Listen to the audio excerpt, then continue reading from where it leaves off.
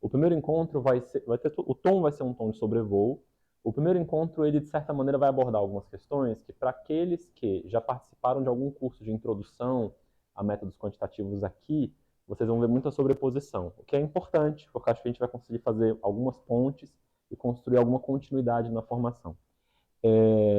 O material que eu vou apresentar para vocês, ou que de alguma maneira, não vou ficar apresentando o material, mas que é a referência da apresentação desses 3 dias, é um livro que eu escrevi naquele momento do auge da pandemia. Eu não lembro agora se antes ou depois de eu adoecer, mas acho que depois. Foi um período de, não sei como é que vocês estavam, né? As pessoas viveram cada um uma experiência geralmente muito intensa, né? Alguns perderam familiares, né? Então foi uma experiência que não foi leve para ninguém, né? Então alguns colegas estavam num momento de uma intensificação do processo de produção, né? A gente estava confinado, o que você vai fazer? Confinado, ansioso, você escreve. Então eu escrevi um livro de umas 200, 300 páginas em 2 meses, um mês, mais ou menos. E esse é o livro que está... Depois ele ficou uns 2 anos sendo arbitrado e melhorado, né? Até que fosse publicado pela editora da UNB. E esse livro, ele foi escrito num movimento de muita amorosidade. E eu desejaria muito saber se as pessoas conseguem perceber essa amorosidade. A amorosidade no seguinte sentido, de que eu me via nesse lugar de eu tenho alguns orientandos e eu gostaria que eles tivessem uma formação que não só, assim, sei lá, eu tenho um orientando que está trabalhando com análise, com um tipo de análise específica. Eu não gostaria que esse estudante simplesmente soubesse aquela análise específica e ficasse especialista nela, o que é necessário, né? Mas que eles e elas tivessem uma visão mais abrangente do que são, quais são as possibilidades dos métodos quantitativos da pesquisa. E uma perspectiva que ao mesmo tempo seja um pouco crítica, um pouco engajada, que escape dessas ingenuidades filosóficas que às vezes vêm embarcadas dentro da metodologia quantitativa quando aplicada à pesquisa em educação. Então todas essas preocupações me fizeram escrever um texto e gravar 80 horas de videoaula que me permitisse entregar para os meus orientandos e falar, olha aqui, gente, isso daqui eu gostaria que vocês lessem isso e discutissem comigo depois. E que servisse para pessoas em outros lugares do Brasil, né? Não só para os meus orientandos, mas para os orientandos das outras pessoas, para a produção de conhecimento na comunidade como um todo. Então, o que eu desenvolvi foi um curso mesmo, né? Um curso no sentido de bem explicadinho, né? Que pretende permitir que pessoas que, inclusive, não têm formação básica nas ciências exatas, né? Que elas consigam se apropriar até do exercício da programação. Então, esse curso tem sido ministrado para biólogos, para pedagogos, para psicólogos, para pessoas de outras formações que nem físicos são, né? E, obviamente, quem é da física vai ter alguma facilidade de entendimento desse percurso, tá certo? Então, esse é talvez o meu ponto de partida, né? E hoje a gente vai ter nosso primeiro encontro sobre os métodos quantitativos da pesquisa em educação, uma introdução baseada em linguagem R. Esses são o título e subtítulo do livro. Primeiro, então, por quais razões a gente estuda os métodos quantitativos da pesquisa em educação e ciências? As razões são várias, né? E se vocês estão aqui é porque vocês têm uma razão para isso, pelo que vocês me falaram, né? Vários têm já identificaram algum contexto de pesquisa específico onde esses métodos são úteis e podem ser aplicados. Existe uma discussão que é talvez o lugar comum. Sempre tem um lugar comum nos debates, né? O lugar comum dos métodos quantitativos na pesquisa em educação costuma ser de negação desses métodos, na medida em que eles são colados num tipo de paradigma positivista que um dia reinou na pesquisa em educação e que teria sido superado. Tem um texto da Bernadette Gatti, que é uma grande intelectual do campo educacional, que vai falar, entre várias coisas, que essa narrativa ela é uma grande mentira. Pelo menos por um elemento. Nesse elemento que se presume que os métodos qualitativos, que às vezes em alguns centros de pesquisa, eu sei que não é aqui, porque eu vim dessa casa, né? Mas em alguns centros de pesquisa é assim que se argumenta, né? Eu lembro de ter uma vez eu estava numa defesa lá na UNB e tinha uma estudante que falava assim, porque eu sou qualitativa. E eu olhava para aquilo e pensava, cidadã, se você tivesse ideia de como que isso não diz nada a respeito do que você está fazendo, porque está todo mundo fazendo pesquisa qualitativa. Então, quando você fala, cara, eu vou abrir o artigo dizendo assim, né? Neste artigo nós empregamos métodos qualitativos. Eu respiro, eu inspiro, expiro e penso, tá. Se você omitisse essa frase, a omissão ia acrescentar tanto quanto a frase. Percebe? Porque está todo mundo fazendo método qualitativo, e método qualitativo é um conjunto tão diversificado de pontos de vista filosóficos, metodológicos diferentes e às vezes ortogonais, que não faz nem sentido você dizer que você está fazendo um método qualitativo, usando um método qualitativo, e tratar essa fala como algo muito cheio de significado, né? Mas esse tipo de discurso, ele existe nesse pano de fundo, ou contra esse pano de fundo, de uma imaginação de que no passado a pesquisa educacional era muito quantitativa e muito positivista. E quando você se afirma como qualitativo, você está negando o positivismo. Há vários equívocos.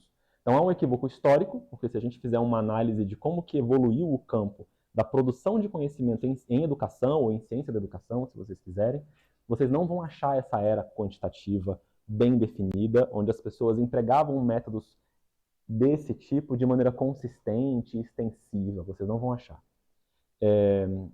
E outra é que você não precisa. Existem positivistas que vão usar isso aqui, mas você não precisa estar comprometido, e até não deve estar comprometido com uma visão de ciência que é absolutamente ingênua, porque está usando métodos quantitativos. Você pode empregar esses métodos quantitativos de maneira muito crítica e muito reflexiva do ponto de vista do qual é a natureza desse conhecimento que a gente está produzindo.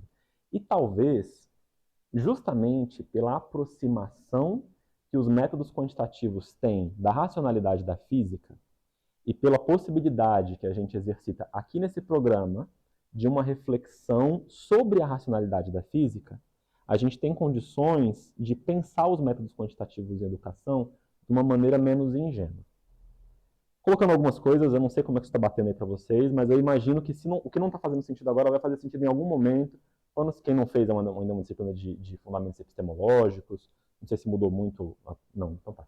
Então, os que fizerem em algum momento, vocês vão ver que há discussões como discussões do que é a medição, ou qual que é o sentido da objetividade nas ciências físicas. Quando a gente começa a colocar essa objetividade, sem jogá-la fora, mas colocá-la entre parênteses, vocês vão perceber que essas mesmas reflexões também servem aqui, né? É isso. Então, o meu motivo, a propósito, nessa diversidade de motivos, o meu motivo para estudar métodos quantitativos é bem específico. Eu trabalho no meu grupo de pesquisa, e na linha de pesquisa onde eu estou lá no programa de pós-graduação da UNB, nós trabalhamos com desigualdades sociais, lutas e políticas na educação e ciências. Então a gente trabalha com análise e proposição de soluções políticas para a educação em ciências, para a formação de professores, para a produção de recursos didáticos, para financiamento dos sistemas. Esses são os nossos debates, sempre na perspectiva de que a gente vive num país muito desigual e essa desigualdade social precisa ser enfrentada, certo? Então nós somos uma linha de pesquisa muito combativa. E isso não tem nada a ver com nenhum tipo de desenho que vocês possam imaginar do que seria uma pesquisa positivista em educação. Só que, na medida em que a gente vai exclusivamente para o qualitativo e deixa essas grandes estatísticas de fora, a gente deixa um fronte desocupado. Porque os tomadores de decisão estão olhando para os números. E você toma decisão política num país, pode ser outro, mas o nosso é particularmente enorme. Você toma uma decisão política olhando, sobretudo, para dados quantitativos. Então, isso quer dizer que qualquer projeto progressista, transformador, engajado e combativo da educação em ciências em geral e do ensino de física em particular, precisa de gente que consiga olhar para os números. Mas olhar para os números com um projeto epistemológico e político muito bem fundamentado. Bacana? Justamente para que algumas premissas ingênuas, por que não dizer positivistas, se instalem dentro do nosso argumento. Um pouco sobre as possibilidades. Eu mencionei para vocês que eu escrevi esse curso, né, e tal, que é um... Então tá, o que tem de verdade na mesa, né? Existe um livro-texto, né? Esse livro-texto é esse rapazinho aqui. Ele é um PDF e ele está disponível para vocês acessarem, é gratuito. Ele é publicado pela editora da UNB. A editora tem alguma questão de licitação, sabe? Que não, enfim, não estava conseguindo imprimir ainda. Mas eles vão imprimir o livro e quando imprimirem vão vender os exemplares impressos. Mas porque é mais urgente para a gente, que é o conteúdo, está disponível em PDF e ele é gratuito. Tem um site da editora da UNB que eu vou mostrar para vocês como que vocês acessam. Existem os videoaulas gravadas das primeira metade do livro, talvez 6 lições ou 8 lições. Então tem videoaulas gravadas. Tudo isso aqui na pandemia. Eu tá com o cabelo curtinho, olha só.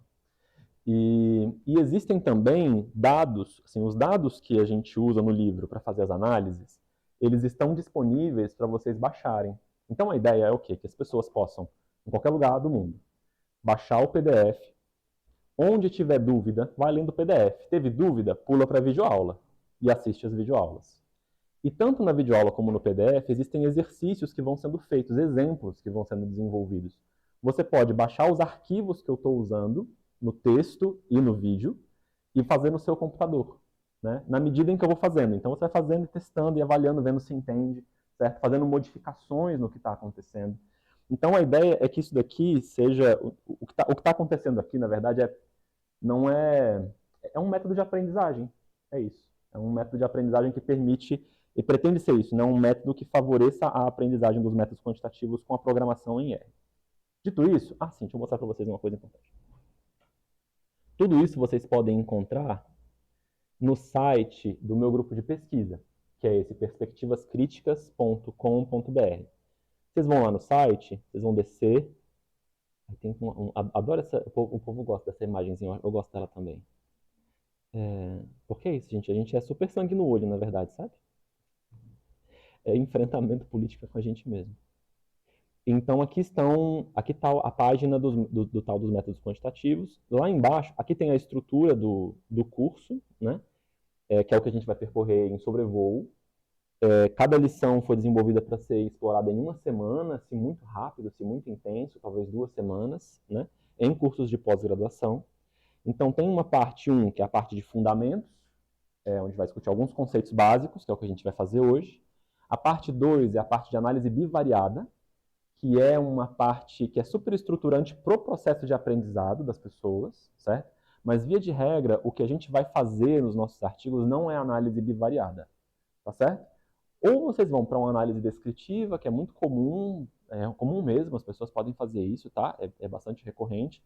Mas as análises que são muito valorizadas do ponto de vista da nossa literatura, da literatura internacional em educação e ciências, são modelagens multivariadas, certo? Só que para você entender de verdade o que você está fazendo aqui, é super importante passar pela análise bivariada, então ela está ali no livro. Depois, existe uma discussão de modelagem estatística preditiva, que eu vou falar em algum momento para vocês do que se trata. Uma parte 4, que é sobre análise exploratória multivariada, que é uma outra classe de métodos. E esses métodos estão agrupados dessa maneira porque eles fazem sentido juntos e porque eles têm uma racionalidade própria, tá certo? Isso vai ficar mais claro ao longo do caminho, eu acredito que sim. E o último, que é talvez a cereja do bolo, talvez seja a classe de métodos mais empregada em pesquisa educacional e em psicometria, principalmente, estão as análises fatoriais, certo? E é só nesse final aqui que eu vou explicar para vocês como é que a gente constrói os testes educacionais. E é isso, assim. Eu não gosto de deixar coisas importantes para o final, sabe? Mas é o que aconteceu. É o que fez mais sentido. Então, os recursos estão aqui. Se vocês forem aqui em livro e clicarem aqui, vocês vão ser direcionados à página onde vocês baixam o livro. Aqui vocês vão ser direcionados ao canal do YouTube, onde vocês conseguem ver os vídeos, as videoaulas, que estão organizadas por séries, pelas próprias lições do livro. E aqui vocês conseguem baixar essa base de dados. Quem tiver com o computador aí instalado, eu sugiro que, se vocês forem em modo multitarefa, tá? Se vocês prestarem atenção no que a gente está falando e fazerem outras coisas ao mesmo tempo, tá? Eu sugiro que vocês instalem o R e o RStudio. E que vocês baixem esse arquivo que está no gerenciador de arquivos, tá certo? São esses 3 elementos que vocês precisam para rodar as coisas da nossa aula de hoje, que eventualmente eu vou falar. Eu não vou parar para vocês fazerem as análises, tá? Eu vou mostrar como é que é, Então, quem tiver com o computador aí e quiser ir tentando, vai tentando. E depois, no fim da aula, vocês pedem para eu parar, qualquer coisa, e a gente conversa, tá bom? Mas a ideia é que a gente consiga percorrer o máximo de conteúdo possível. E, obviamente, qualquer dúvida que vocês tiverem, gente, vocês me interrompam, tá? Às vezes eu vou explicitamente pedir para vocês falarem, mas vocês podem me interromper. Parte 1, fundamentos. Então tá, vamos lá. Eita, não põe a mão. Baguncei o rolê. Pus a mão aqui no microfone. Caos. Então tá, parte 1, fundamentos. Então tá funcionando sim, tadinho. Os que ouvirem o áudio vão ouvir um grande problema, um grande ruído nesse momento. Então o que a gente precisa saber para a gente começar a se entender um pouco sobre essas análises quantitativas? No meu processo de aprendizagem, uma das coisas mais difíceis foi construir uma visão geral que faça sentido para mim e que me permitisse estruturar uma obra com início, meio e fim, certo? Porque cada método é um mundo. E, em geral, quando a gente vai estudar um desses métodos, a gente se aprofunda num deles, e esse exercício, essa verticalização precisa acontecer, né? Mas a gente costuma ficar sem muita visão da floresta. Conhece a árvore, mas não conhece a floresta, certo? Com respeito a isso, para ajudar a gente nessa caminhada, eu gostaria de fazer 3 distinções importantes que ajudam a gente a classificar os métodos que vocês têm, que existem por aí, que costumam ser utilizados e que vocês podem precisar na pesquisa de vocês. A primeira distinção é uma distinção entre análises bivariadas e multivariadas. Essa é a mais simples de todas, certo?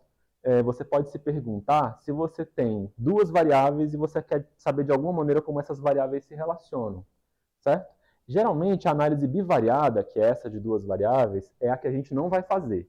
É a que vocês vão estudar, porque generalizadas, elas produzem as análises, os métodos de análise que nós efetivamente empregamos na pesquisa, tá bom? Então, são exemplos de análises bivariadas, algumas versões da análise de variância. O teste T é o mais famoso de todos, é o que a gente geralmente estuda nos primeiros cursos, eu vou falar um pouco sobre eles. E de novo, é um teste que você precisa aprender como ele funciona para você não utilizá-lo. Provavelmente se você fizer uma análise só baseada no teste T, você vai ter dificuldade de aprovação do seu artigo depois, porque ele é muito básico, né? Mas a gente precisa entendê-lo para saber como é que os outros testes funcionam. Então, a primeira coisa que você precisa saber é se eu tenho um par de variáveis ou tenho muitas variáveis que de alguma maneira se relacionam e eu quero investigar essas relações complexas entre muitas variáveis. Então, se o caso é esse caso de complexidade, você vai procurar uma análise multivariada, tá certo? Segunda distinção. Essa daqui é a mais importante e a mais sutil delas. E é a que eu exploro ao longo de todo o livro. É a distinção entre análises que são preditivas e análises associativas. Vamos lá.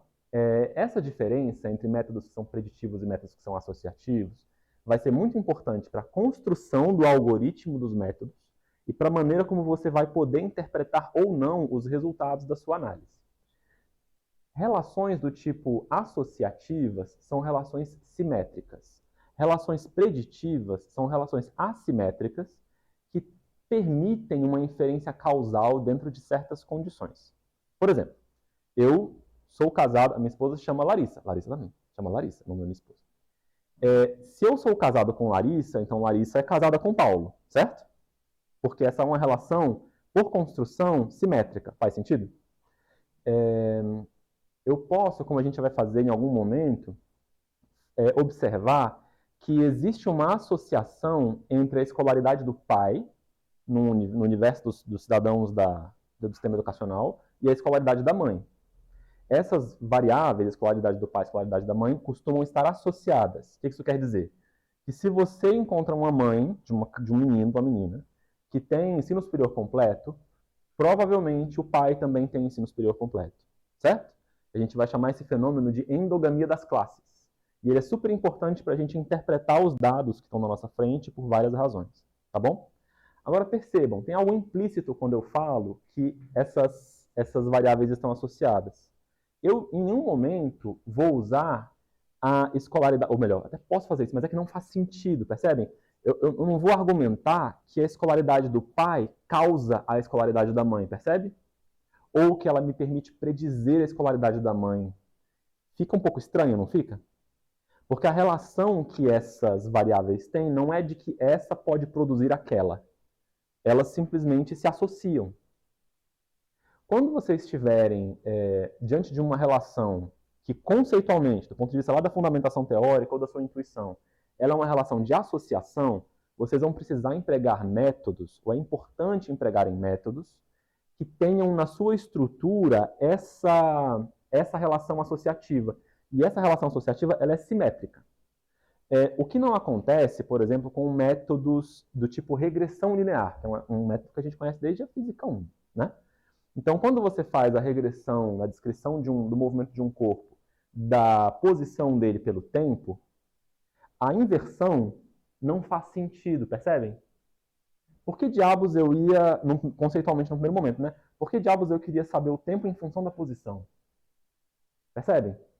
Então, quando essa inversão, quando não há uma simetria conceitual entre as variáveis, geralmente faz sentido que uma seja preditora da outra, que uma seja dependente enquanto a outra é independente, certo?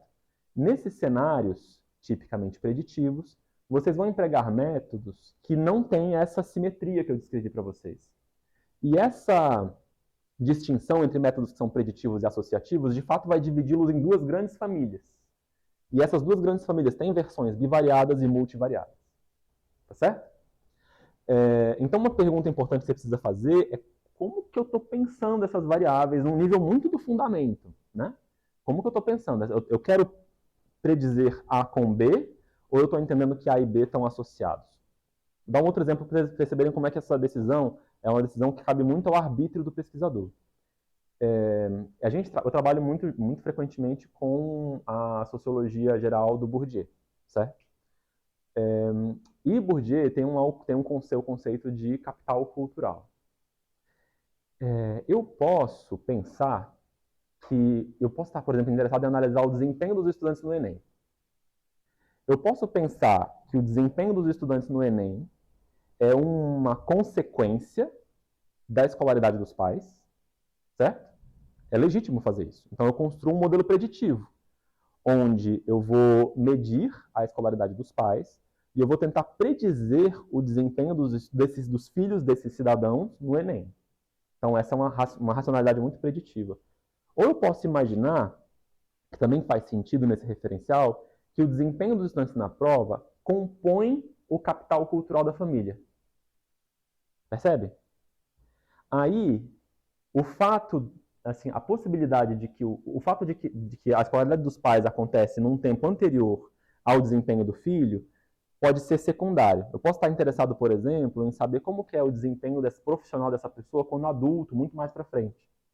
Daí, a escolaridade dos pais e a escolaridade atingida por essa pessoa, o desempenho nas provas, eventualmente se associam. Pode fazer sentido trabalhá-las como variáveis numa lógica associativa. Aí eu uso outro método. Via de regra, o Bourdieu mesmo usava um tipo de método que a gente classifica como método associativo, que é a análise de correspondência. Esse é o principal método empregado pelo Bourdieu. É isso. Então, só para deixar claro para a gente que a gente tem alguma liberdade de escolha. Alguém quer formular alguma pergunta a respeito do que eu falei agora? Ou eu posso seguir? Tá claro? Porque isso que eu expliquei é bem sutil. E vamos que vamos. A terceira classificação, a terceira distinção, diz respeito a como as variáveis estão codificadas. Essa é simples da gente fazer e entender. As variáveis, elas podem ser, primeiro, elas são divididas em dois grandes grupos. Elas podem ser variáveis escalares ou variáveis categóricas. As variáveis escalares são as variáveis que a gente também chama de intervalares. Elas vão ganhar esse selo quando elas puderem ser interpretadas de uma maneira métrica. Por exemplo, a escala do Enem é uma escala, né, e é, portanto, intervalar. Isso quer dizer que se um estudante tirou 500, o outro tirou 550 e o próximo tirou 600, a distância do que tirou 600 para o que tirou 550 é a mesma distância daquele que tirou 550 para o que tirou 500. Faz sentido? Se isso pode ser afirmado, você está diante de uma variável intervalar ou escalar. Variáveis que não são escalares ou intervalares, rankings. O ranking da escola, as melhores escolas de ciências da natureza da nossa região, aqui da região de Porto Alegre, certo? A distância da primeira escola para a segunda escola geralmente não é a mesma distância da segunda para a terceira. Faz sentido? Então, E percebam, é sutil isso, porque as duas informações vêm na forma numérica. Vem 1, 2, 3, 4, 5. É um número, né? 530, 527.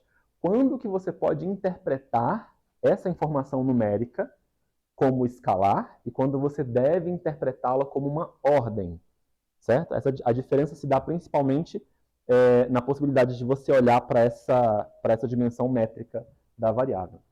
Aí o que acontece? Aí você dá uma olhadinha aqui na tabela, se você quiser se localizar, no livro, né? Se você tem uma variável categórica e você quer predizer o comportamento de uma variável escalar, você vai recorrer a uma análise de variância, teste T ou suas alternativas não paramétricas. Se você tem uma variável escalar e quer predizer outra variável escalar, no caso clássico lá da mecânica 1, né, da física 1, experimental, você vai usar uma regressão simples que vocês já conhecem, que está discutida na lição 5 do livro. Se você tem, de novo, agora uma variável escalar com outra, mas com uma relação associativa, você vai provavelmente fazer uma análise de correlação dessas variáveis. Se você tem uma variável categórica com outra variável categórica e você quer fazer uma análise associativa, vou usar esse rapaz aqui, você... Isso é uma coisa meio louca, né? Você provavelmente vai empregar as análises de contingência, certo? Esses métodos que estão do lado de cá, gente, são os mais utilizados na pesquisa em educação e ciências. Tem outros, sempre, existem vários outros, mais sofisticados, às vezes mais interessantes, por esse ou por aquele motivo. Critério de inclusão aqui na nossa conversa é o uso pela comunidade, tá certo? Métodos que são muito especiais e muito potentes, mas que não têm sido utilizados pela comunidade, não entraram nessa apresentação, tá bom? E por aí vai. Então, assim, vocês conseguem se localizar no livro e no...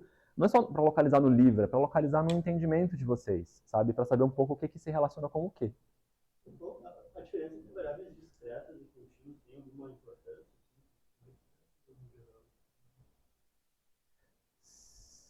Sim, assim, a gente pode dizer, eu posso dizer, eu não costumo pensar dessa maneira, eu não aprendi a pensar dessa maneira. E variáveis contínuas, muito provavelmente, para elas fazerem sentido, elas têm que ser variáveis escalares. É só na lógica intervalar que a gente consegue, entre dois números, encontrar um no meio do caminho, né? Mas das variáveis que são discretas, elas não são necessariamente ordinais. Elas podem ser variáveis escalares vinculadas a assumirem, por exemplo, números inteiros. A gente pode, por exemplo, trabalhar com o desempenho do Enem olhando só para os valores inteiros, fazer um arredondamento. Isso não reduz o fato daquilo ser uma variável escalar, intervalar. Então tem muito a ver, a decisão entre uma variável ordinal ou intervalar tem a ver menos com essa separação entre o discreto e o contínuo e mais com a possibilidade de você avaliar se uma distância nessa região da escala equivale a uma distância depois. Certo? Por claro, gente? Então tá. Seguindo, como nós estabelecemos a confiança em um resultado? Essa discussão é uma discussão muito física, eu gosto muito dela, porque, enfim, a gente trabalhou um tempo no laboratório de ensino de física, desenvolvendo esse componente de metrologia, e foi muito gostoso. Foi uma experiência muito importante para mim, né? Uma coisa importante sobre os testes educacionais é que primeiro, testes educacionais não são provas. Não sei se vocês já ouviram essa frase? Testes educacionais não são provas, eles têm uma construção muito diferente. O que eles têm de diferente das provas é que os testes educacionais, eles precisam, para se reivindicarem testes educacionais, eles precisam ser pensados como instrumentos de medida. É uma coisa meio pirada. Assim, eu vou falar, enfim, eu trabalho com ciências sociais, tá, gente? Eu não trabalho com psicometria. Então, vocês vão perceber na minha fala, às vezes, alguma resistência a me apropriar da linguagem da psicometria, que é muito importante aqui, porque ela também não é minha, tá bom? Então, só fazer essa marcação. Mas para mim é um pouco uma piração, porque na psicometria, você geralmente, ou muitas vezes, você sai da superfície da experiência, da externalidade da experiência, e você começa a fazer afirmações como, por exemplo, você vai supor uma inteligência que o indivíduo tem. Ou a gente vai supor que o indivíduo tem um conhecimento, que ele tem um conhecimento de mecânica, né? Que conhecimento é uma coisa que existe na estrutura cognitiva do indivíduo e que, portanto, você consegue medir a presença ou ausência desse conhecimento, certo? Isso é super legítimo, isso acontece o tempo todo. Então, quando você está nesse movimento, você está fazendo, provavelmente você precisa desenvolver um teste educacional que pode ser pensado como um instrumento de medida. Você está pensando em medidas de conhecimento. Em grande parte, é isso que o Enem pretende fazer, né? Algumas pessoas vão dizer, o que o Enem mede? Esse é um grande desafio, né? Então, algumas pessoas vão dizer que o Enem mede inteligência, que ele mede... se eu fosse dizer que ele mede alguma coisa, para mim ele mede o capital cultural adquirido por aquele estudante. É o que faz, o capital cultural escolar adquirido por aquele estudante num certo momento da sua vida, né? Mas em todos os casos, o que essas pessoas estão fazendo quando vão coletar dados, ou que nós estamos fazendo quando vamos coletar dados, e vamos analisar esses dados, muitas vezes é análogo ao que a gente está fazendo no laboratório de ensino, quando você está, sei lá, naquele experimento, famigerado experimento da bolinha que cai. Vocês fazem isso ainda? Isso existe? Vocês têm memória disso? Então, assim, tem aquela rampinha que você joga a bolinha, cai, marcou, caiu nesse lugar que marca, né? Aí caiu de novo, cai num outro lugar e marca. E a gente começa a fazer uma série de observações daquele mesmo fenômeno. Você faz o fenômeno acontecer várias vezes. E você vai fazer uma média daquelas observações todas, porque a média da série de observações te dá uma informação mais precisa a respeito do alcance do que cada observação independente. Essa lógica é a lógica estruturante de processos de medida em laboratórios de física, que é a lógica da repetição. Ela vai acontecer nos testes educacionais. Então, testes educacionais, eles são visivelmente diferentes de prova, porque eles são, muitas vezes são visivelmente diferentes de prova, porque eles são repetições da mesma coisa, certo? Não sei se isso faz sentido para vocês, mas a gente vai ver testes. Quem nunca viu um teste educacional na vida, o meu primeiro exemplo, é o mais antigo de todos, é o teste de força e movimento do Lang, né? Se vocês colocarem teste de força e movimento, vocês vão ver um teste clássico, né? Enfim, eu gosto muito do teste. Eu fico assim fazendo pedindo licença porque ele é muito antigo, vocês são super novinhos, eu fico pagando de velho, mas essa é a realidade também, né? Vamos aceitar essa realidade. E a verdade é que aquele teste ilustra muito bem como que um teste educacional pode estar estruturado, como uma série de perguntas que querem saber a mesma coisa, mas são perguntas diferentes.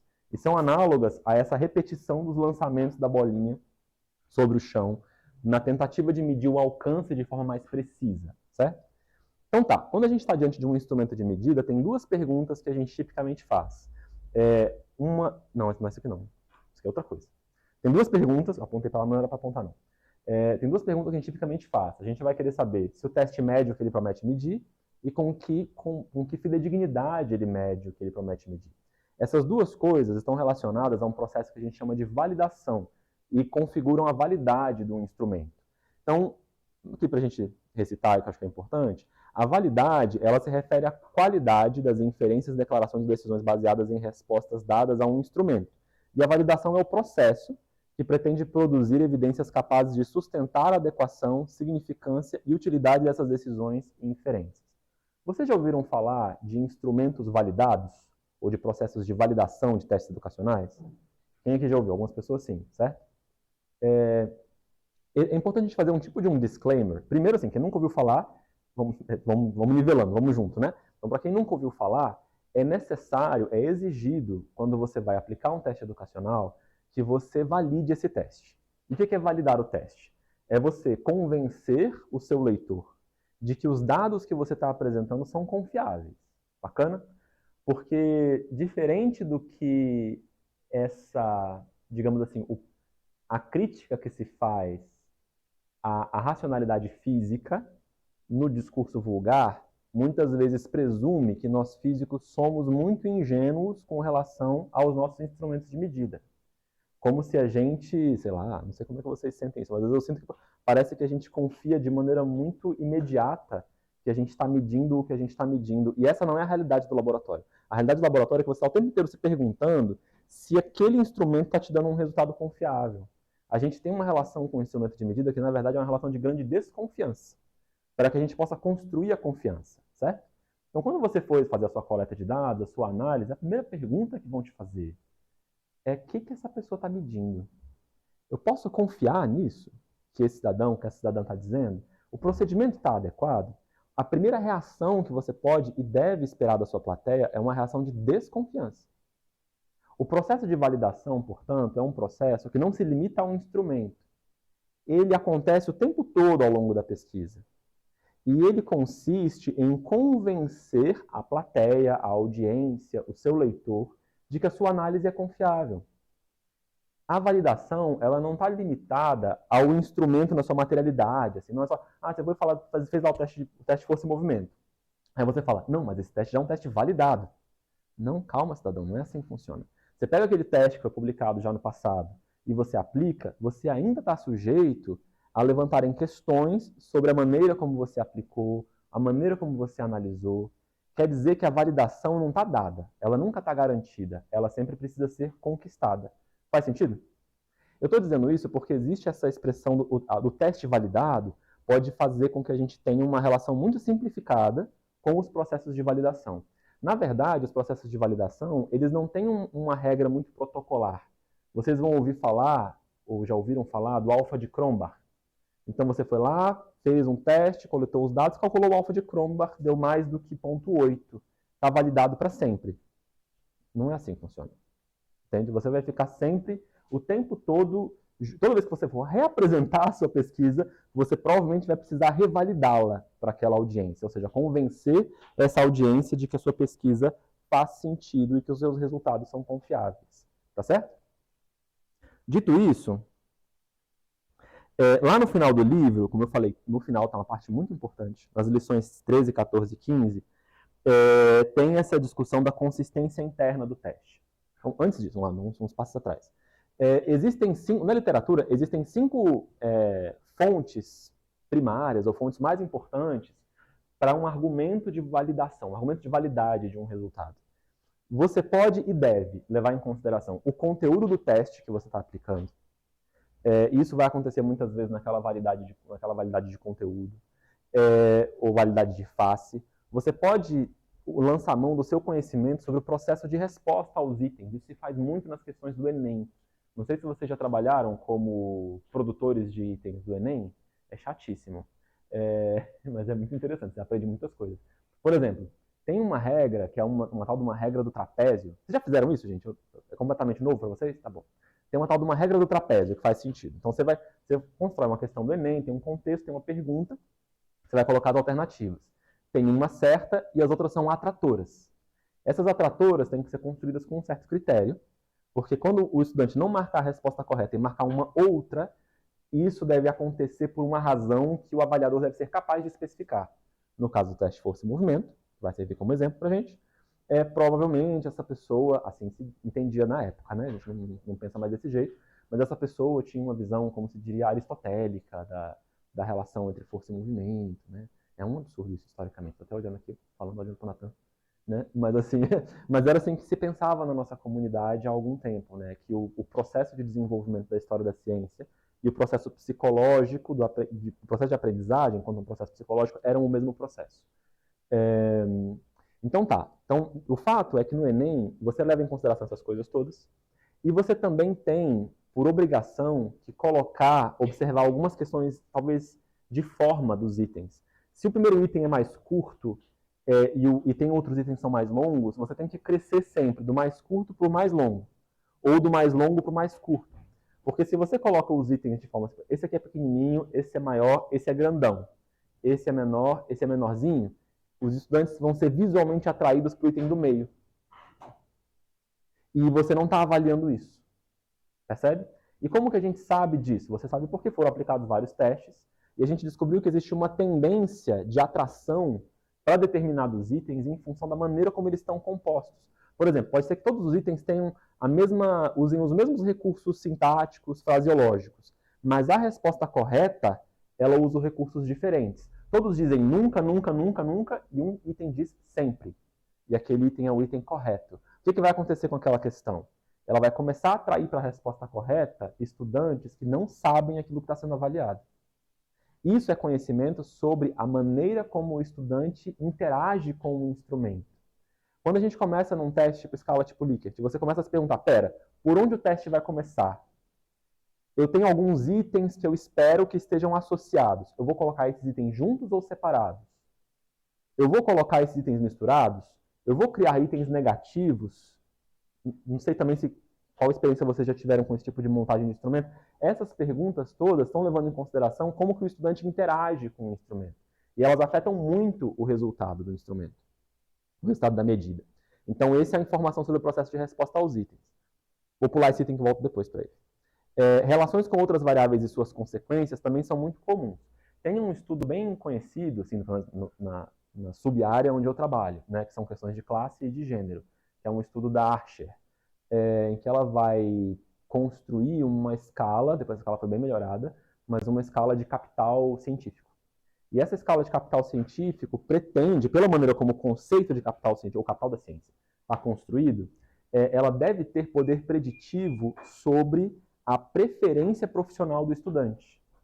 Então, se você tem uma variável que você está medindo, que na construção, lá no argumento teórico, ela tem uma relação esperada com uma outra variável que você pode medir, se você conseguir produzir uma medição independente dessas variáveis, você consegue justificar, mostrando que elas estão associadas, você consegue justificar que o seu instrumento mede o que promete. Por favor, me interrompam se o que eu estiver falando não estiver fazendo sentido, tá? Eu vou com muita calma, tento com calma. Assim, mas o que é o tal do capital da ciência? É um conjunto de informações diferentes, de caráter social, cultural e até econômico, né? E que vão vão indicar o quanto que as ciências da natureza estão disponíveis para aquele jovem, para aquele estudante. O argumento básico, a base do argumento, é que a preferência por carreiras científicas e tecnológicas não é determinada por uma volição pessoal, exatamente, né? Mas ela também vai ser desigualmente distribuída no conjunto da população, segundo a distribuição também desigual desse capital científico. Pode ser, por exemplo, você tem um tio que é engenheiro, isso importa, né? Você é uma criança que foi muitas vezes para o museu de ciência, e isso era valorizado na sua família, isso importa. Você era uma criança, um adolescente que foi reconhecido como intelectualmente competente na disciplina de ciências na escola, isso importa. Ou tinham outros que eram competentes, mas você era uma pessoa de ciência, porque os seus coleguinhas diziam, nossa, mas o fulano é inteligente, mas a Beltrana, ela é da física, né? Isso importa. Essas coisas que a gente vai ouvindo quando a gente é criança e que vão nos posicionando no tecido da sociedade, muitas vezes, segundo esse argumento, vão participar, elas tendem a participar da escolha profissional. Então, se o argumento está correto, o que eu vou fazer? Vou construir uma escala para medir o capital da ciência. E vou perguntar para o estudante qual é a aspiração profissional dele. Faz sentido? Eu vou fazer um teste aqui dentro, que eu vou falar para vocês que é o da consistência interna, mas além dele, eu vou testar o poder preditivo da minha medida de capital da ciência sobre a preferência profissional do estudante. Se esse poder preditivo for estatisticamente significativo, relevante, interessante, isso reforça a validade da medida de capital da ciência. Faz sentido? Então tá. É assim que a gente faz. E o do meio, que o elemento do meio, que é a estrutura interna do teste, é a mais discutida porque ela é uma evidência de validade que é especificamente estatística, que é onde entra o tal do alfa de Cronbach, é onde vão entrar as análises fatoriais, e isso vai ser discutido no nosso material, nas lições 13, 14 e 15, tá certo? E no nosso encontro no último dia. Eu prometo que eu chego lá. Sobre relações causais. Muitas vezes a gente está interessado em estabelecer relações causais dentro da nossa pesquisa, sobretudo quantitativa, né?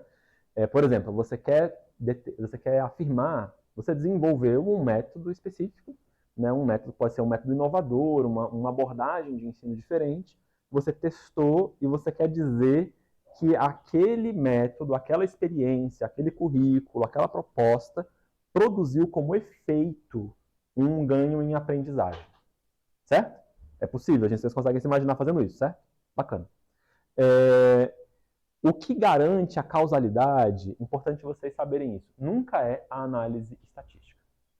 Podem colocar isso na cabeceira de vocês, certo? O método estatístico mais sofisticado não produz relações causais. Vamos trazer para a nossa experiência do concreto? Você está lá no laboratório de física, né? Não sei, 1, 2, 3, 4, o que você quiser.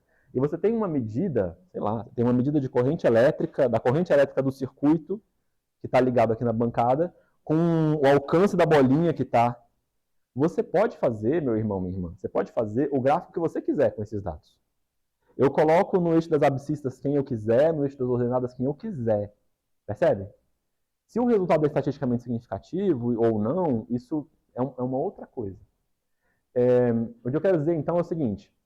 Como a análise estatística ela é feita do jeito que o analista quer, ela não é sozinha suficiente para que a gente consiga estabelecer relações causais. Para que a gente possa estabelecer uma relação causal, dentro da racionalidade mais empirista, né? Eu não trabalho muito com essa racionalidade, mas eu preciso explicar isso para vocês. Vamos lá. Deixa assim. Depois a gente pode fazer essa discussão também. Tô abrindo, tem uns caminhos que eu vou abrir, mas eu não vou para lá, tá? Eu vou tentar assumir a racionalidade estritamente empirista agora, nesse momento.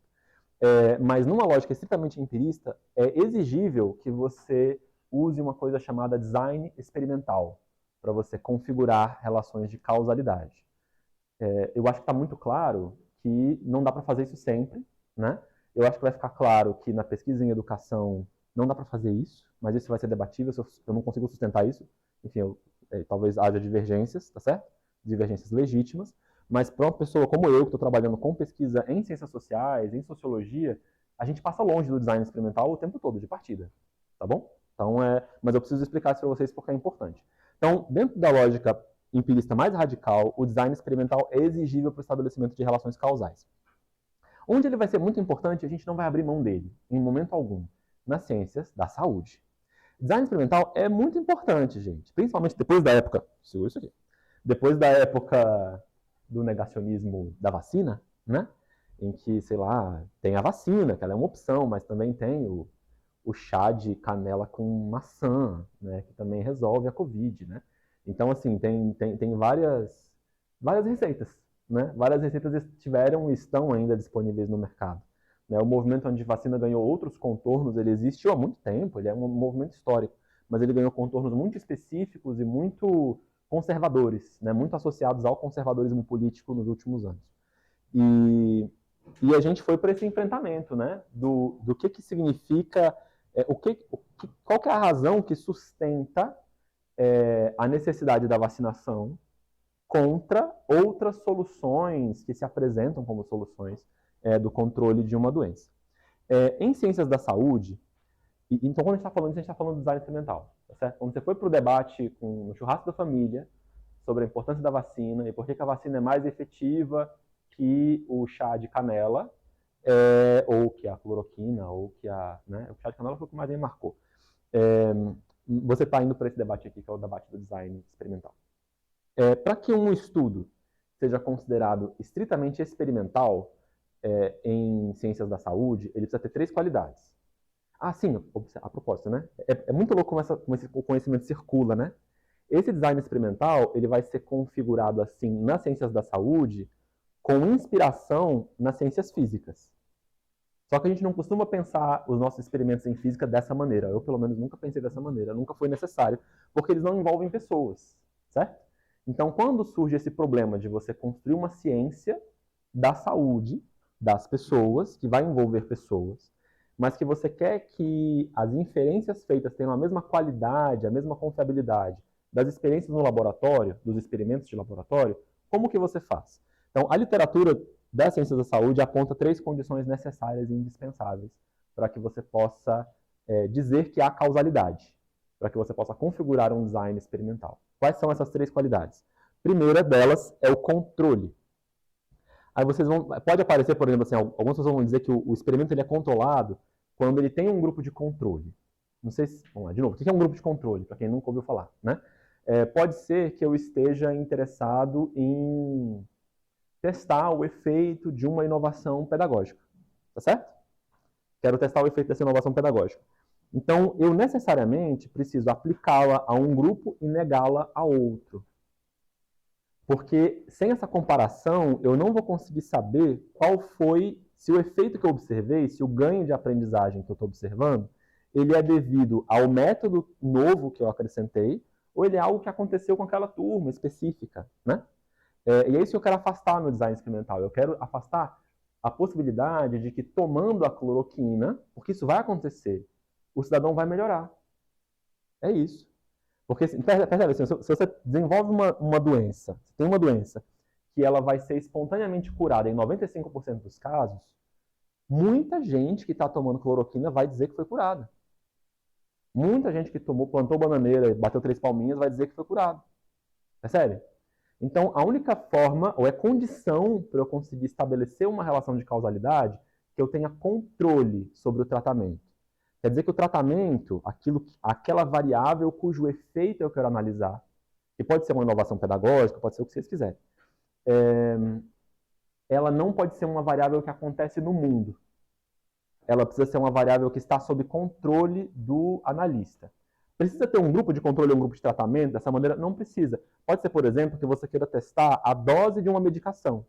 Para alguns pacientes você não aplica nenhuma, para um vocês aplicam 1 miligrama, depois 2, depois 3, depois 4. Esse design também é controlado.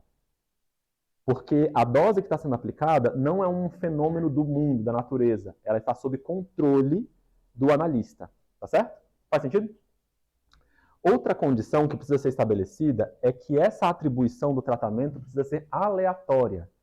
Isso garante que, pelo menos do ponto de vista da estatística, esse tratamento não tenha nenhuma associação com outras variáveis que compõem esse estudo, né? Então você faz isso por sorteio, assim, você faz com que, se você vai aplicar uma vacina, para alguns pacientes você vai aplicar um soro, sem nada, para outros você aplica a vacina, e você sorteia quem vai receber vacina e quem vai receber o soro. Se você está numa pesquisa educacional e você chega numa escola e você escolhe que, eu vou fazer a minha intervenção nessa turma, na turma A, e na turma B, a turma B vai ser a minha turma de controle. O design é controlado? É. Ele é aleatório? Não. Porque você não sorteou quem entra em cada turma, tá certo? Mas daí uma turma é a turma dos estudantes mais antigos, ou uma turma é do diurno e outra é do noturno, percebe? Então, pode haver alguma diferença de partida entre essas turmas, que quando elas não são aleatorizadas, essas diferenças participam do efeito. E lá na frente você não vai produzir, não vai conseguir argumentar que o seu tratamento é causa de um efeito, tá certo?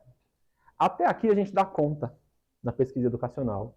Eu particularmente acho, a gente pode manifestar gosto e preferências pessoais, né? Certo? Então, às vezes, eu vou sair um pouco do meu papel, já estou dando uma aula de estatística aplicada, e falar um pouco do que eu acho legal, porque eu tenho o direito de achar umas coisas mais legais do que outras. Eu acho que isso aqui é muito cansativo, tá? Tem gente que faz, é muito importante, a gente referencia os estudos, e às vezes os resultados são muito relevantes mesmo. Mas, gente, isso aqui é muito chato, eu acho muito chato, tá? Só para registrar, abrir meu coração com vocês, estou explicando o seguinte. Mas a verdade é que a gente dá conta do controlado e do aleatório na pesquisa de educação. Agora, um elemento indispensável, que é o duplo cego, eu não consigo imaginar como isso pode acontecer. Porque para que as duas primeiras condições, elas tentam garantir que a variável preditora seja de fato independente de tudo. Só que tem uma coisa em ciências da saúde e em ciências da educação que se chama efeito placebo. E o efeito placebo, gente, ele tem um tamanho enorme. Tem doença, que estava conversando com os amigos médicos, então tem doença de pele, não é nem doença que tem alguma associação com alguma associação muito óbvia com o estado mental da pessoa, com o que você acredita, não estou falando de questões mentais ou questões psicológicas, psiquiátricas. Estou falando de doença de pele. Se o paciente toma um remedinho acreditando que aquele remédio vai curar, ele tem 30% de chance de melhorar a mais, de melhorar espontaneamente do que aquele que não tomou nada. Tem o efeito placebo da fé, né? Então, as pessoas professam suas fés, suas religiões, algumas pessoas vão acreditar que... eu super acredito, mas fecha parênteses. Mas eu vou dizer assim, vou pagar de ateu agora, tá, gente? Algumas pessoas vão acreditar que a cura que elas tiveram foi devido a uma razão espiritual, certo? Mas numa lógica muito empirista nas ciências da saúde, você encaixa esse efeito num efeito placebo. É porque a pessoa acredita que ela está sendo curada, isso já traz a cura, certo? Eu nunca vi alguém que tenha conseguido inserir uma novidade educacional em sala de aula, sem que as pessoas, professores e estudantes até acho que dá, mas é duplo cego. É cego para quem aplica também. Então o professor também não pode saber que aquele material que ele está colocando em prática é o tratamento. ele não pode saber quem é o tratamento e quem é o placebo. Porque se ele souber, isso afeta o resultado. Assim como é na ciência da saúde. O cara que está aplicando a vacina ou o soro não sabe se ele está aplicando vacina ou soro. Certo? Isso é condição sine qua non. Sem esse último elemento, você não pode dizer que você está diante de um design experimental. Até hoje, os materiais que eu li que vão fazer essa discussão, geralmente eles são antigos, tá? Mas tem gente, na gringa tem muita gente que faz isso, tá, gente? Para deixar muito claro. Assim, no Brasil é muito raro, até o quantitativo é raro no Brasil. Mas na gringa tem muita gente que faz estudo do tipo design experimental. Via de regra, eu não vejo... Eu sinto que há uma flexibilização, sabe? A gente acaba considerando que, satisfeitas as duas primeiras condições, você já chama de experimental, porque a terceira ela é muito complicada mesmo de se atender. Tá claro, gente? Então tá. Dito isso, métodos estatísticos produzem comprovações? Como? A questão da comprovação, ela tá muito relacionada a essa camada da ingenuidade filosófica sobre a ciência da natureza que vão se incorporando aos métodos quantitativos. É mais correto a gente dizer que os métodos quantitativos eles são desenvolvidos para produzir refutações. Se vocês quiserem uma visão de ciência, uma filosofia da ciência, que seja muito próximo daquilo que a gente consegue argumentar aqui, vocês podem olhar para a filosofia do Popper, que ela está dentro do espectro daquilo que a nossa comunidade acolhe e lê como uma visão que não é ingênua, não é simplesmente ingênua, haverá críticas a todas elas, certo? Mas ela é uma filosofia que se sustenta, sobretudo do ponto de vista da lógica, e ela tem muito a ver com a maneira como os métodos estão construídos. Quem aqui já fez... Vocês são todos daqui, não? Vocês devem todos estudaram filosofia da ciência em algum momento, nem que seja na graduação, certo? Maravilha, então a gente está em casa. É tão bom estar em casa. Se eu estiver indo muito devagar, vocês me avisam, tá, gente? Porque, enfim, eu me acostumei a ir com muita calma na fala com as pessoas. Então tá, então os métodos, esses métodos quantitativos, eles são construídos em torno de uma lógica que é menos baseada na comprovação, nem um pouco comprovatória, mas ela é muito refutacionista. O que quer dizer o seguinte, quando você quiser, no seu argumento, nos métodos quantitativos, via de regra, que você quer fazer uma afirmação, o seu movimento não vai ser o de comprovar essa afirmação, mas de construir a negação dela e refutá-la. Essa é a estrutura do argumento. Então, tem uma estrutura do argumento que se exercita nesses métodos, que é uma estrutura marcadamente de refutação. Para que a gente consiga entender um pouco do que a gente está falando, é importante que a gente conheça alguns conceitos-chave. Como eu falei para vocês, vamos lá. Então, eu vou ter que colocar algumas definições aqui para a gente se comunicar bem. Para quem já conhece, vai ser chovendo molhado. Mas a gente está nesse processo que, como eu falei para vocês, ao longo do nosso dia de hoje, para algumas pessoas, a gente só está colocando todo mundo no mesmo nível, para a gente falar coisas novas a partir do próximo dia. Me deu vontade de perguntar para vocês o seguinte, só para tirar uma temperatura, eu tenho muita coisa para dizer, e a gente entra no modo monólogo, e eu não sei onde vocês estão exatamente. Podia levantar o braço as pessoas para quem tudo que eu falei até agora não é novo? Fantástico, então quer dizer que eu posso ir mais rápido. Muito obrigado. Então tá. Então a gente vai chamar a hipótese que a gente deseja sustentar como hipótese alternativa, e a hipótese que é a hipótese de não associação, a gente vai chamá-la de hipótese nula, e essa é a hipótese que nós queremos refutar. Via de regra, os nossos estudos, eles são baseados em uma quantidade limitada, sempre uma quantidade limitada de observações, e essa quantidade limitada de observações a gente vai chamar de amostra, e essa amostra, ela de alguma maneira corresponde a uma população, a um conjunto mais abrangente de observações que não estão sendo feitas, e é sobre essa população que nós desejamos fazer inferências, certo? A gente vai chamar de valor P a probabilidade de a hipótese nula ser verdadeira. Isso a gente consegue calcular estatisticamente, de forma muito rigorosa, e isso vai ser feito com muita frequência, tá certo? Então, o que é o valor P? O valor P é a probabilidade de que a hipótese que você não deseja, em via de regra, deseja descartar, seja verdadeira. Isso quer dizer que a estrutura do argumento vai ser mais ou menos assim. eu quero testar, imagine que eu quero testar, por exemplo, o efeito de uma desigualdade social sobre o desempenho escolar.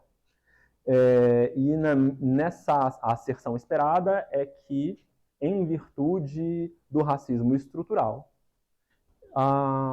o desempenho de estudantes negros, ou pretos e pardos, é diferente, numa disciplina específica, dos estudantes brancos de classe média alta, certo? Essa é a asserção que eu imagino como conclusão do meu estudo. E eu vou construir, então, a hipótese nula, que é a hipótese de não associação, quer dizer que essas variáveis não estão associadas.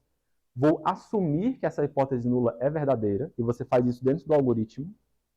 E o algoritmo vai calcular a probabilidade de que essa premissa efetivamente assumida, que é a hipótese nula, seja verdadeira. Quando essa probabilidade é menor do que 5%, a gente considera a hipótese nula descartada e ficamos com a hipótese alternativa, que era a que a gente queria na origem. Então, percebam, a estrutura do argumento é uma estrutura de demonstração por absurdo.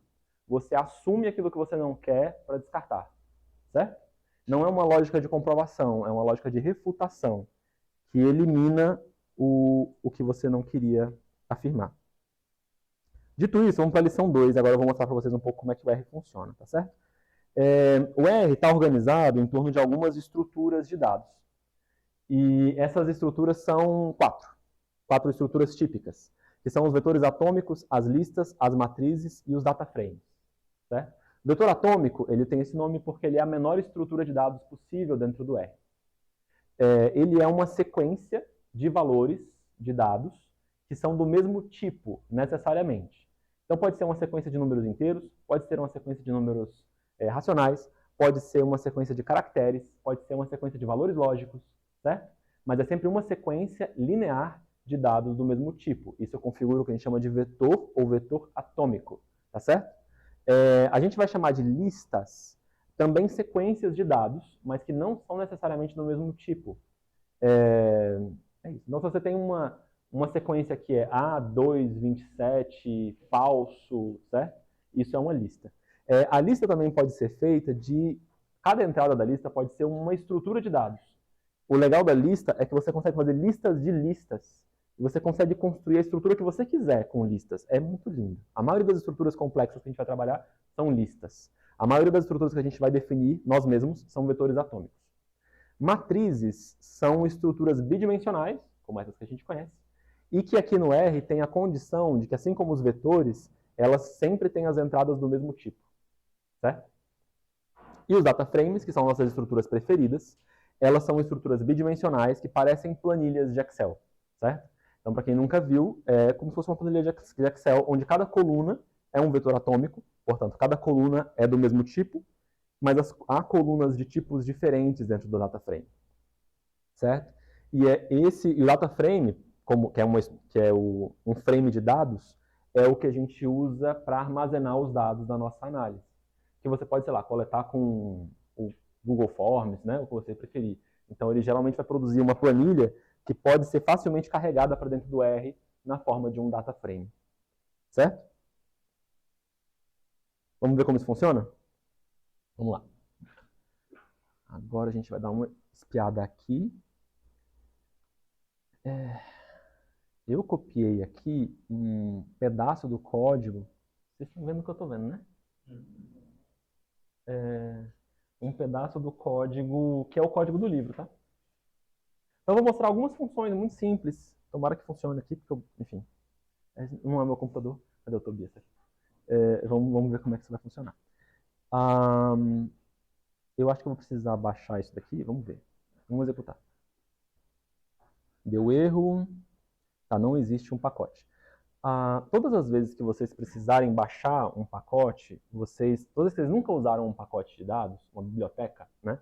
Vocês precisam baixar e instalar essa biblioteca.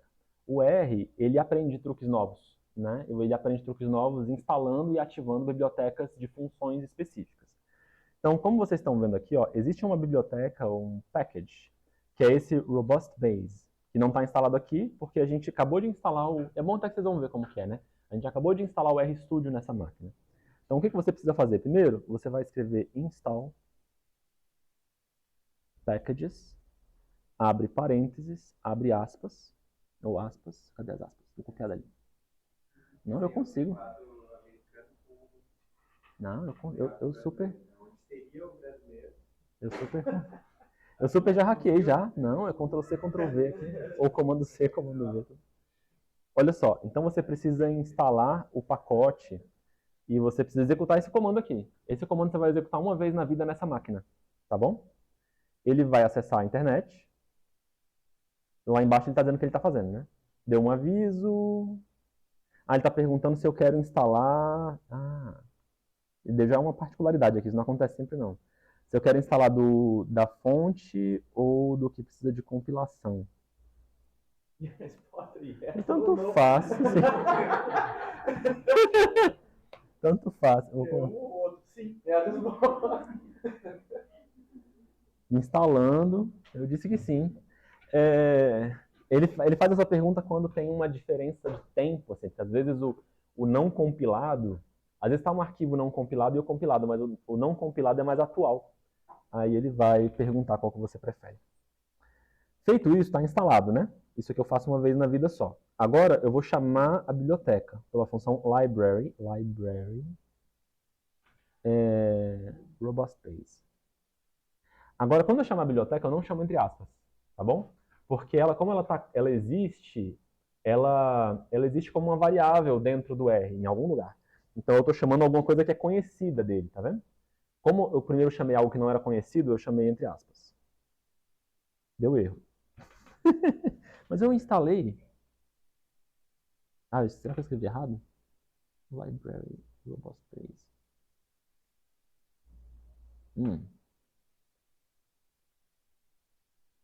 Não.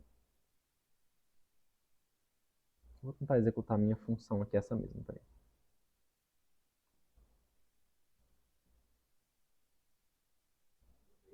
Eu botei yes.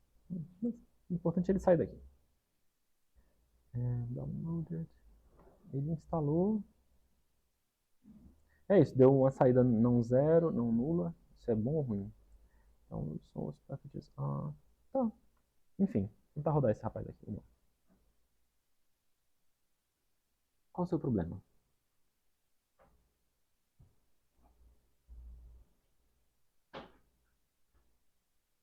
Vou tentar dizer não.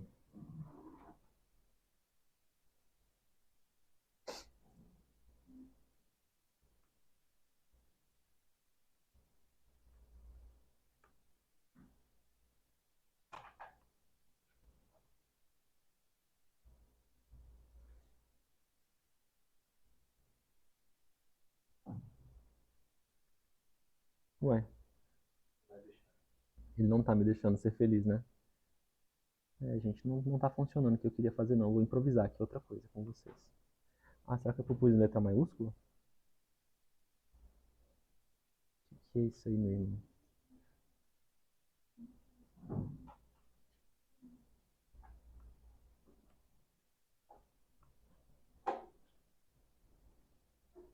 Carregou. Ou não? Vamos ver. Foi. Funcionou, agora foi. Então não podia ser o compilado, a gente aprendeu. Mas não é um aprendizado geral, tá, gente? Tem muitas coisas que vão acontecer aqui no R que você não vai entender o que está acontecendo, tá? Faz parte. Faz parte da vida. Então aqui, vamos lá. Vamos lá, agora eu posso falar alguma coisa que faça sentido para vocês. Não sei se vocês conseguem enxergar. Conseguem, né? Tem 4 áreas aqui dentro dessa interface, né?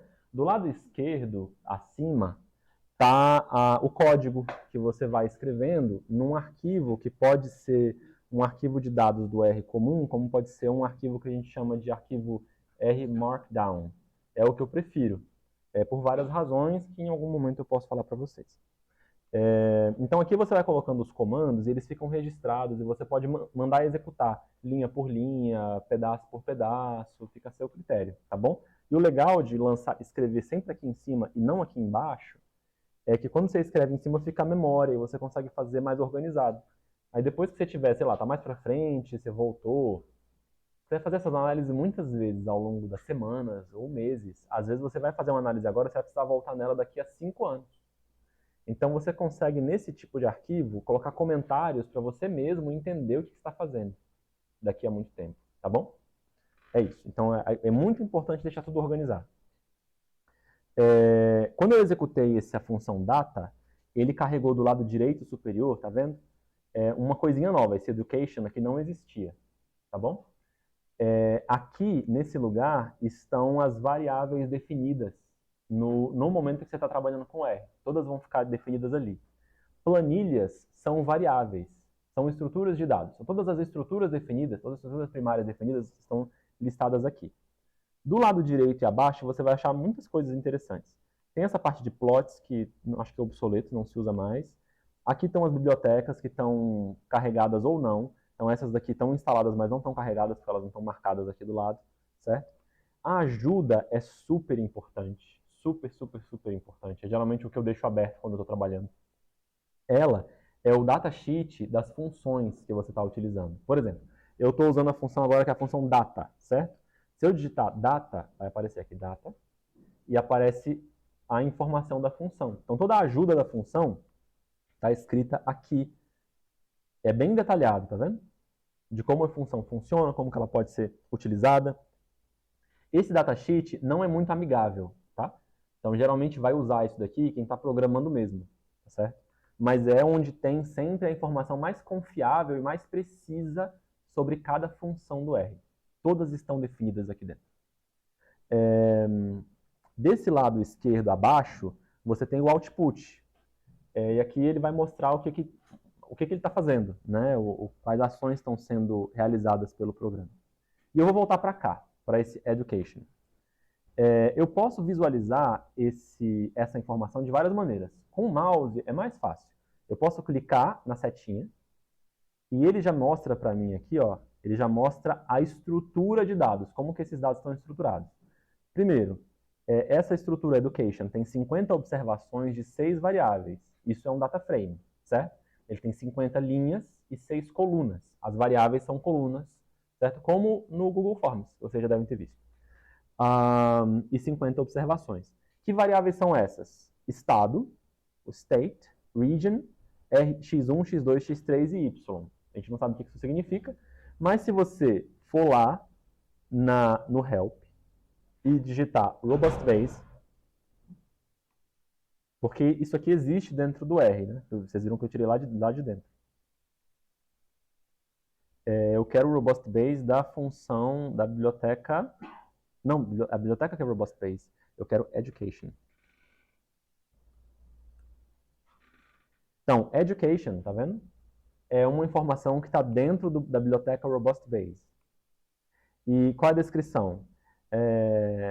O dado, são os gastos educacionais de alguém aí, representando os gastos educacionais nos Estados Unidos em 50 unidades da Federação Estadunidense.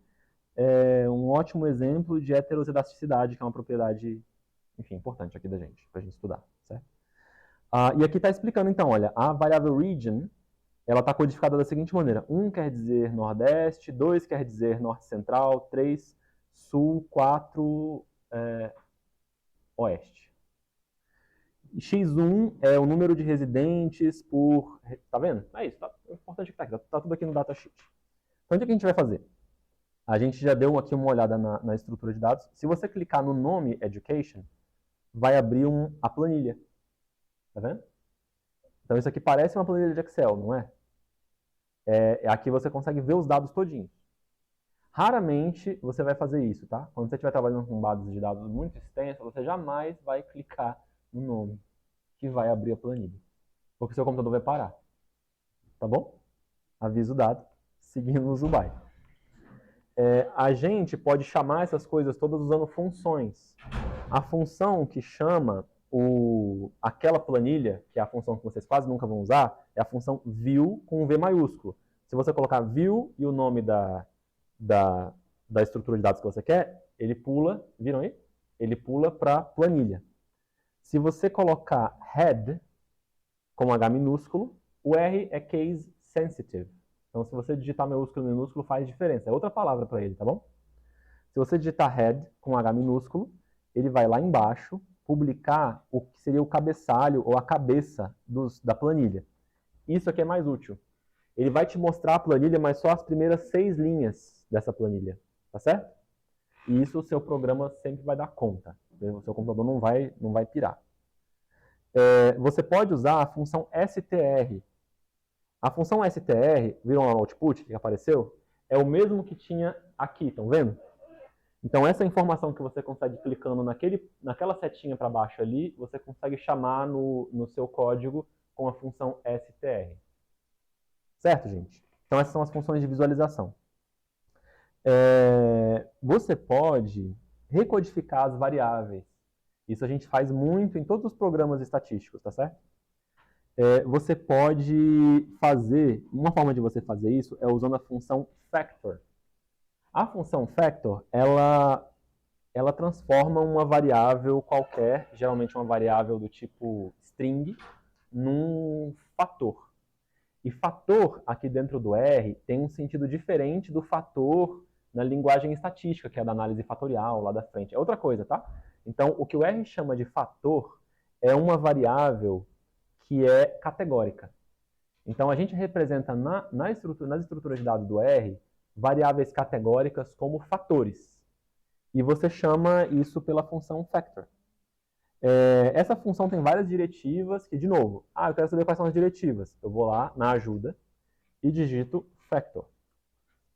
Apareceu aqui a função. Factor é uma função da biblioteca de base e tem essas propriedades aqui. Tá bom? Ela tem várias diretivas. As diretivas são essas informações que você pode incluir na chamada da função e que mudam aquilo que ela está fazendo.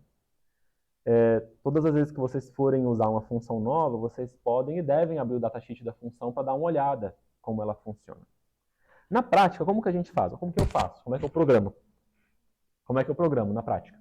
Eu programo com o navegador ligado, não decoro as coisas, não me preocupo em decorar, não acho que vocês devam fazer isso, memorizar, porque tem que decorar a função str faz isso, a view faz aquilo, façam isso, não.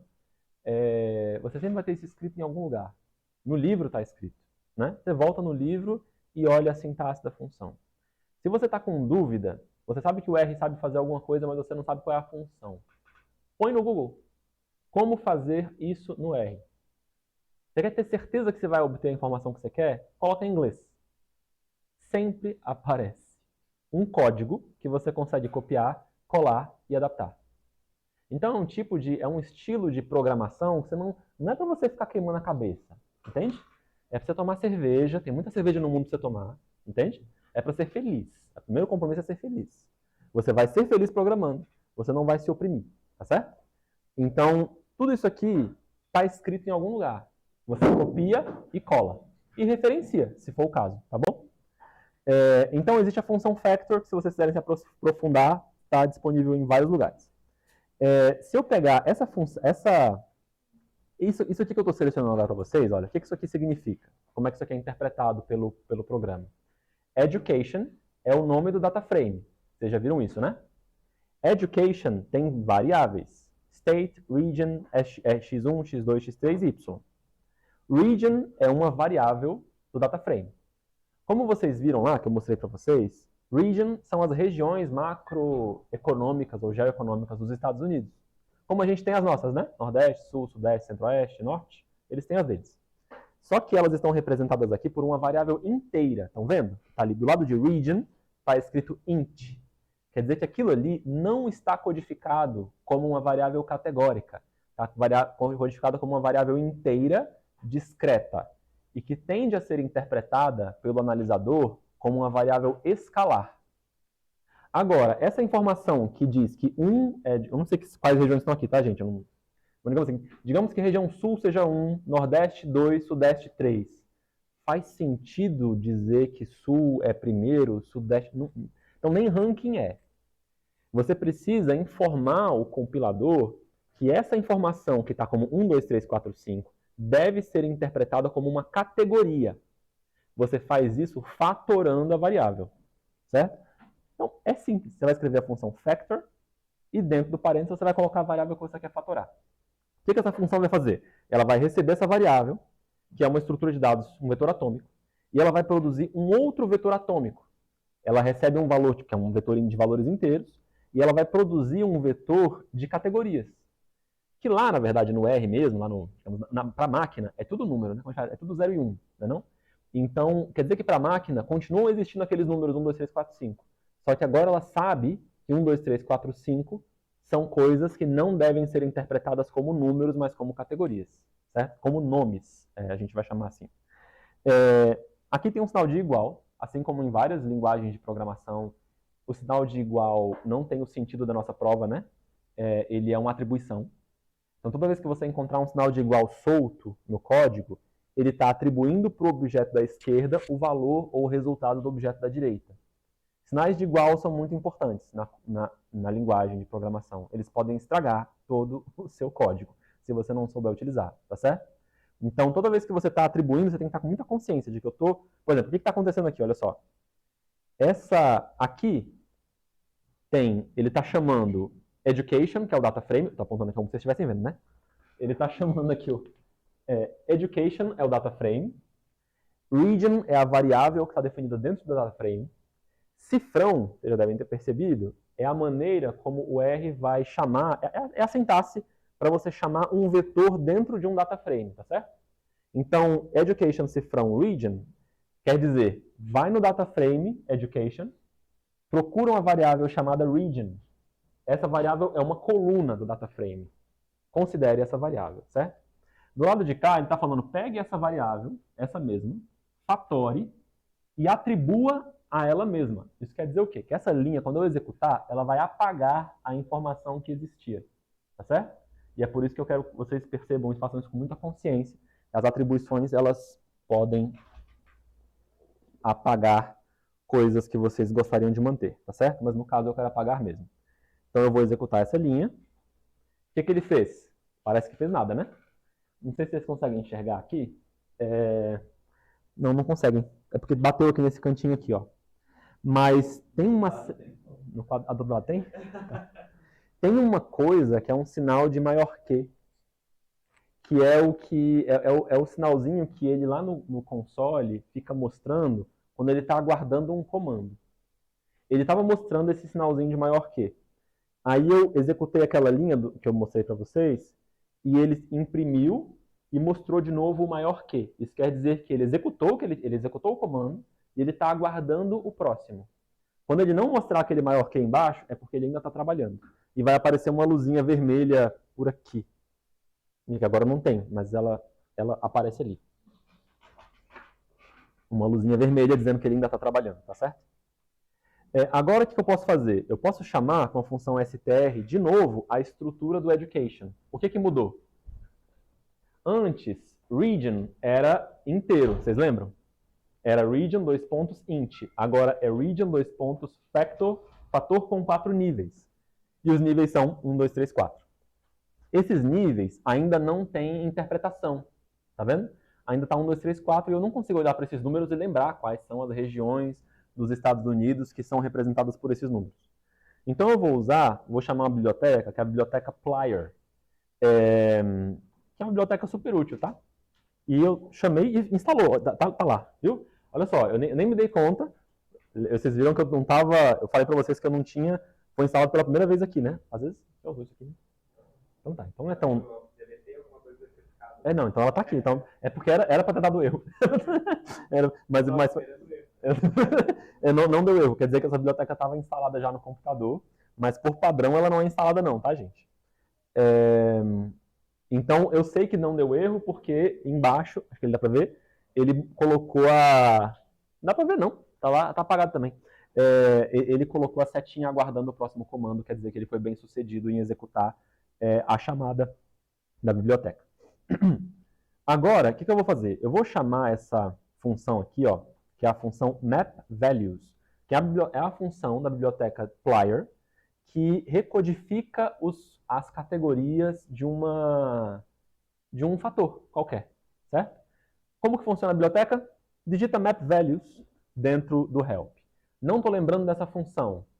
Vou lá no Google e pergunto como recodificar fatores dentro do R.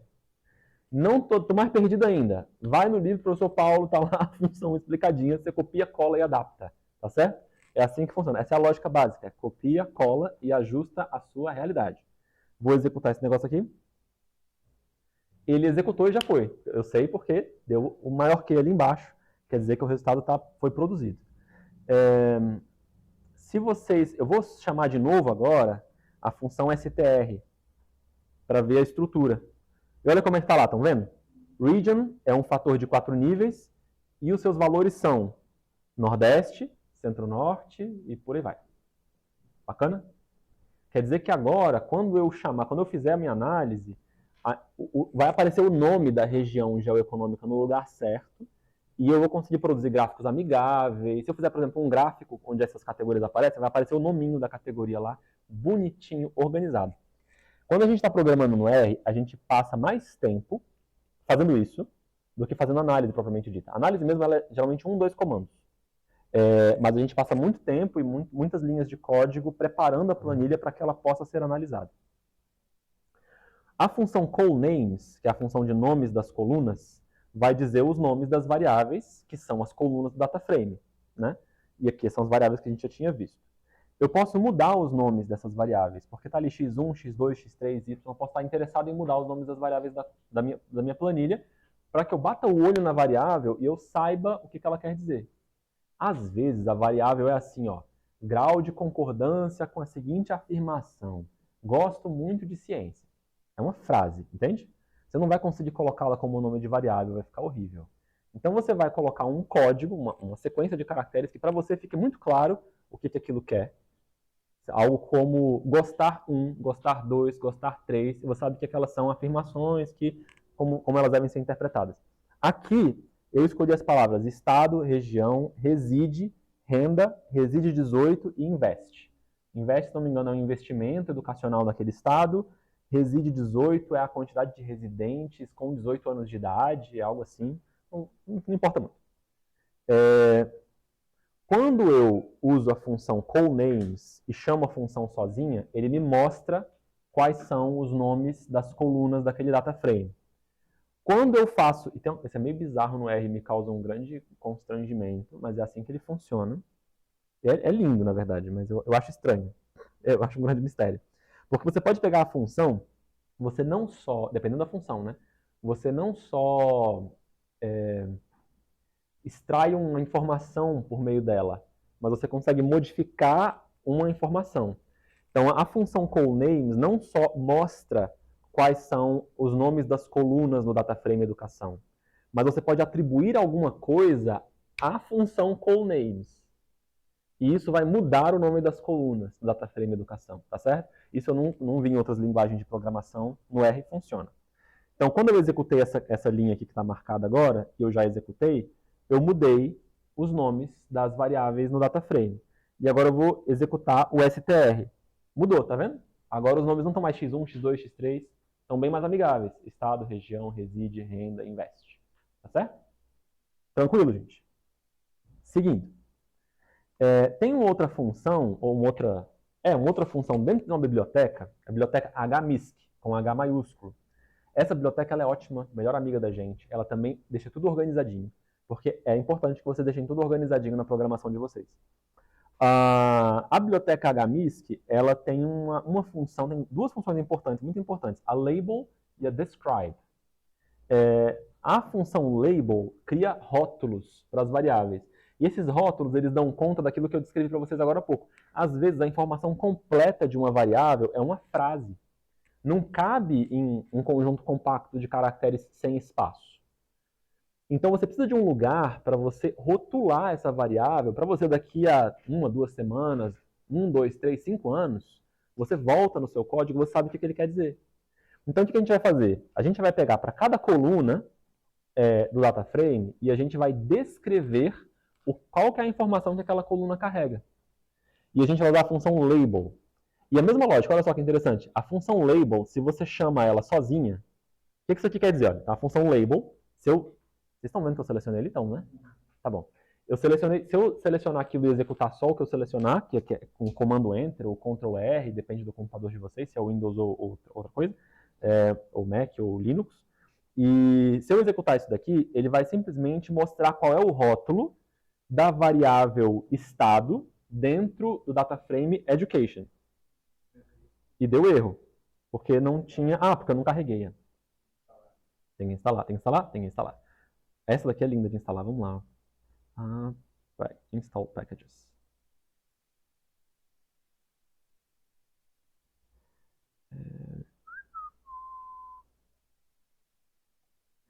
Essa daqui, ela tem muitas dependências. Ela faz um negócio tão simples, mas ela depende de tantas outras.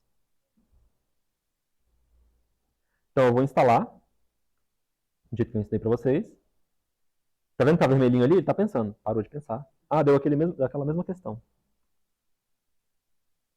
Da outra vez, eu nem sei qual que eu fiz. Vou dizer sim. Foi não, né? Ou foi o não que deu certo, né? Tá não, então.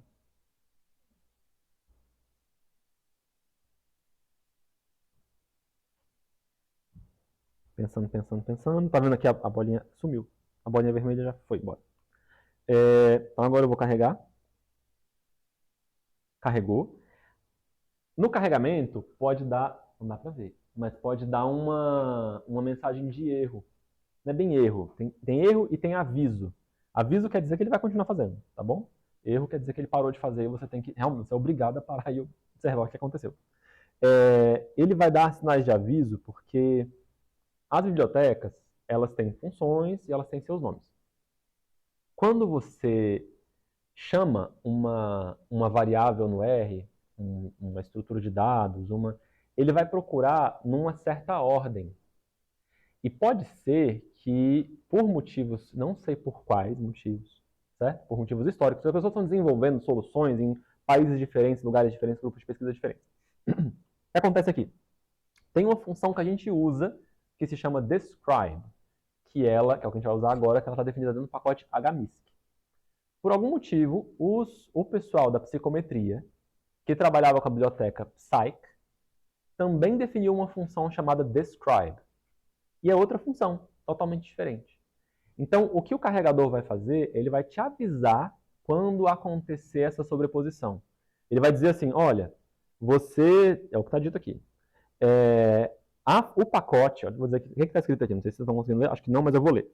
Então, os seguintes objetos foram mascarados do pacote plier.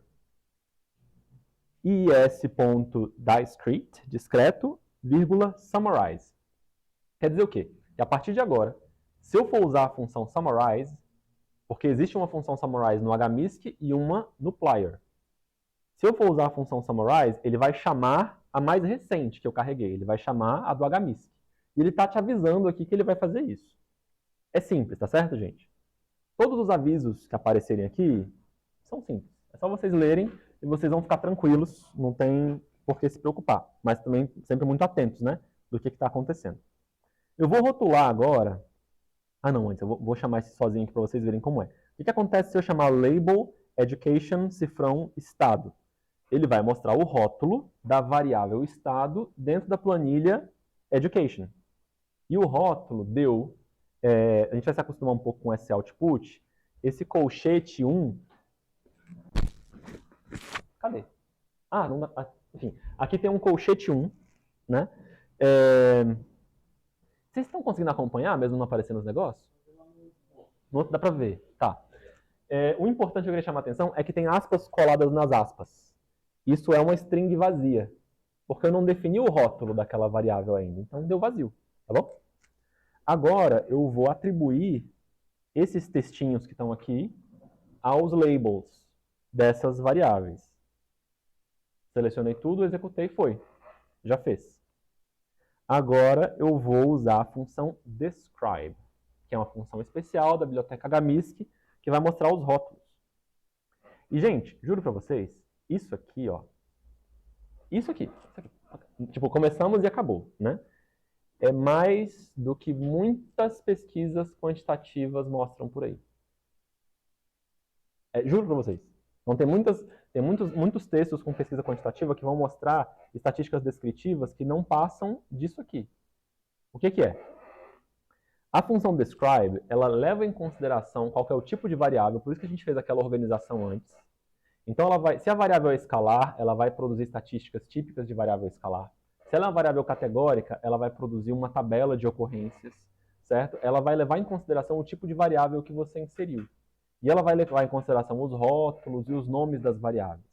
Então, olhando para isso daqui, o que a gente consegue descobrir? Olha só. Nós estamos diante de 6 variáveis, 50 observações. A variável estado traz essa informação. Sigla do estado da federação estadunidense. É um caractere, pelo visto, né? Está em ordem alfabética, então o mais baixo é AK, AL, AR, AZ, sabe Deus, tipo Arkansas, não sei, já estudei isso uma vez na minha vida. E os últimos, estão vendo que estão mais para o final do alfabeto, está em ordem alfabética. A variável região traz a informação macro-região a qual o estado pertence. E ele está fazendo uma contagem da frequência de cada região. Aí aqui ele pôs Nordeste, tá vendo? Ó, ele não pôs o número que está lá dentro dele. Ele sabe que número 1 quer dizer Nordeste e que você quer ver Nordeste. Então ele pôs Nordeste, certo? Então Nordeste tem 9 unidades da federação, Centro-Oeste 12, Sul 16, Oeste 13. E proporcionalmente isso representa 18%, 24%, 32% e 26%, certo? E é isso. Então ele vai fazendo isso para todas as variáveis. As variáveis escalares, ele mostra com outra cara, tá vendo? Ó? Então o investimento, que é o gasto per capita em educação pública, ele tem essa distribuição aí, em percentis. Eu nunca achei isso útil, mas tá aí. É importante vocês conhecerem. Dito isso, tá tranquilo, não tá, gente? Tem algumas coisas... Tô super... Vamos lá. Precisa fazer um intervalo. Quando vocês costumam fazer um intervalo aqui? Que horas? Vocês querem intervalo agora? Então tá, eu tô morrendo de sede. Não, então tá, vamos fazer um intervalo então de 5 minutos, 10 minutos, 15 minutos? Qual é a tradição? 10? Então em 10 minutos eu vejo vocês de novo e a gente retoma.